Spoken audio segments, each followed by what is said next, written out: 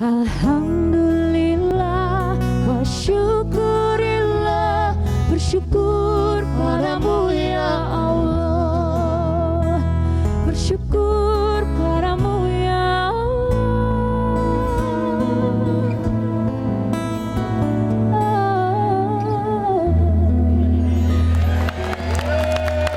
Masih kembali lagi bersama kita bertiga pastinya ya. Yes, Mas Reza jawab dong. Emang Apa tuh? benar dulu mantan anak pesantren, kok bisa sekarang rock and roll gitu sih? Sebetulnya nggak pesantren banget, jadi kebetulan kan nyokap gue ustazah, gitu yang ya punya TK Al-Quran, dia jadi yang punyanya jadi kepala sekolah, kemudian dia juga sangat religius gitu ya.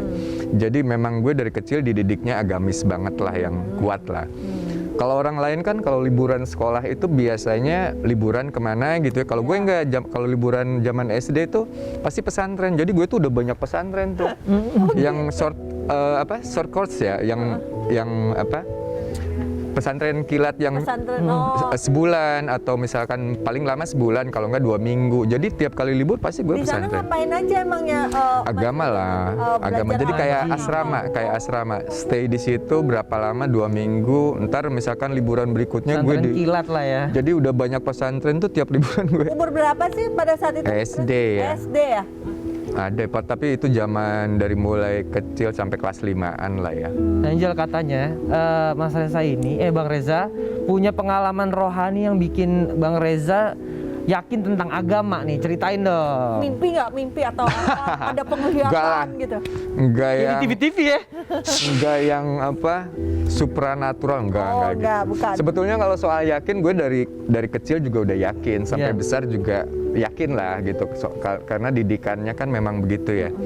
Jadi sudah yakin, cuman kan biasanya ada kejadian yang bikin kita semakin kuat yakin. gitu ya, semakin kuat. Jadi gue pernah ada kejadian pada saat The Groove Vakum itu tuh bukan bubar, vakumnya itu gara-gara karir pribadinya semua Lagi naik melejit ya? gitu ya.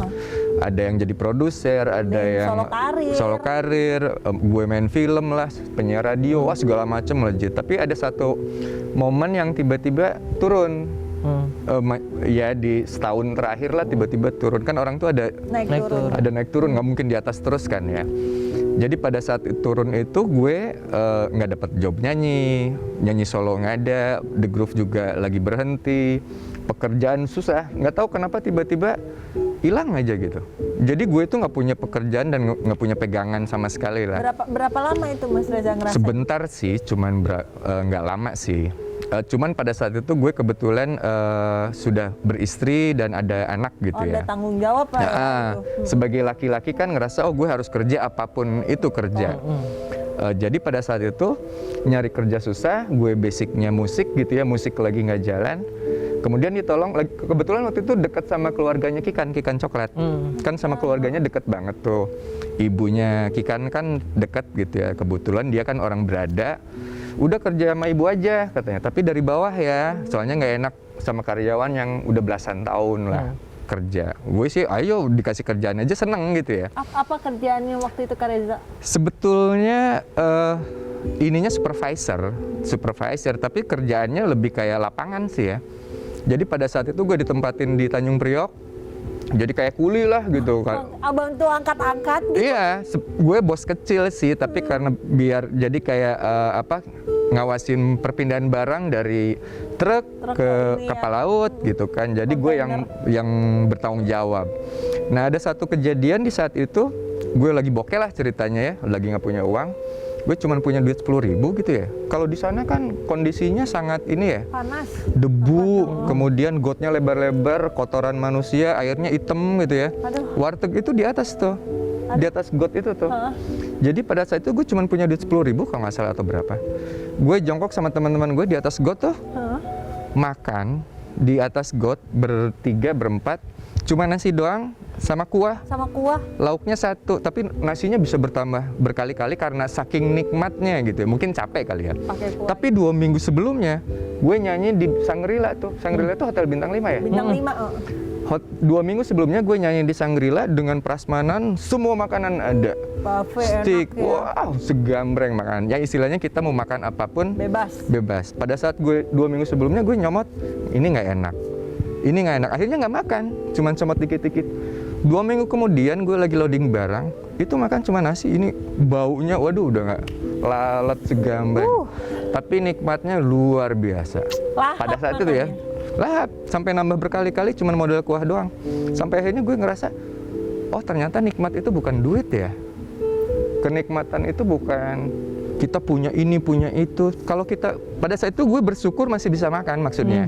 Gue bersyukur masih bisa makan. Dari situ gue ngerasain, oh bersyukur tuh gini ya. Kalau kita bersyukur, ya dikasih nikmat gitu.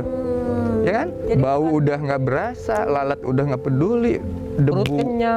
Perut kenyang, nikmatnya tuh nikmat. Bener, yang bener-bener ini nikmat enak ya. banget. Padahal mungkin kalau gue sekarang makan itu mungkin nggak mau ya, nggak Ih, mau ya. mau gitu ya. Tapi nikmat banget Oke, gitu. apa berarti kejadian itu ngebuat pribadi Kak Reza berubah gitu, jadi lebih banyak bersyukur? Oh, berusaha belajar. Kalau ngerasa bisa sih, ya nggak tahu ya. Tapi gue selalu berusaha belajar. Apapun yang kita punya bersyukur aja deh. Kayak sekarang gue misalkan pandemi lagi susah gini ya, cari kerjaan juga susah. Misalkan sekarang lagi nggak ada ya santai aja lah. Kalau dulu kan berasa kusuk tuh, aduh nggak punya duit, wah gitu ya, heboh gitu. Kalau sekarang tuh santai aja. Gue yakin bakal dikasih kok. Ini ada yang lucu nih, katanya dulu Bang Reza ini nggak pernah puasa. Kalau nggak pas puasa, Lagi kecil banget itu. suka nyemplungin palanya ke dalam bak air. Oh ya? Iya, coba ceritain dong. Mana tuh? Itu zaman SD kelas 1, kelas 2 mungkin. Kalau mungkin karena ini nyokap gue sama papa itu kan keras. Kalau ngedidik agama itu keras. Jadi lagi kecil aja harus tamat gitu. Jadi kalau mungkin tidak ada keringanan lah. Jadi harus usahakan tamat. Zaman kecil ya. Tapi namanya anak kecil kan suka haus, nggak kuat. Badung.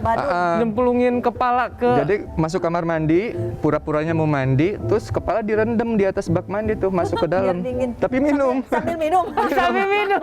Itu yang dinamakan menyelam sambil minum Ntar air kalau ya. ditanya ngapain, dinginin kepala. Oh, Pinter. Minum, harusnya ya. sekalian dicelupin juga makanannya, jadi di dalam sambil Nggak kelihatan ya. Iya, berkuah makanannya.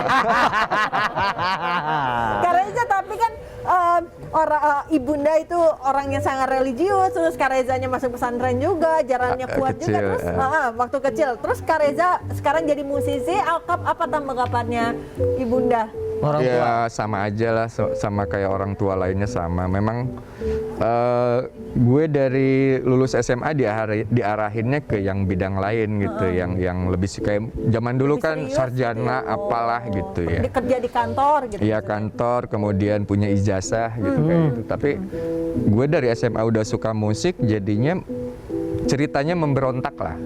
Tapi sampai umur 25 sampai gue tetap dilarang, nggak boleh. Baru mungkin agak ada persetujuan itu setelah album keluar. Oh, ibaratnya nih buktiin ke Ya, mama dari gitu situ mungkin beliau lihat di TV, oh ada di TV, mungkin nah itu baru agak itu tuh. Tapi selama hampir 12 tahun gue di musik sebelum rekaman ya, 12 tahun lebih itu ditentang nggak boleh gitu, karena mungkin terlalu dekat dengan hal yang negatif ya. orang Biasanya apalah, dunia entertain ketakutan kan. gitu. Tapi berarti dari keluarganya Kak Reza nggak ada yang jadi musisi gitu? Sepupu ada. Kak Reza, Fajar, Ya. aku udah menyiapkan sesuatu, penasaran kan? Pasti ini Oh, iya. spesial banget ya. Kan pemirsa Curcoko juga pasti pengen tahu apa sih? Ya udah, jangan kemana-mana dulu dong. Tetap di Curcokoy. Jangan ditahan, keluarin aja. Tarik nafas, hembuskan, keluarin aja. Ceritakan, jangan ditahan.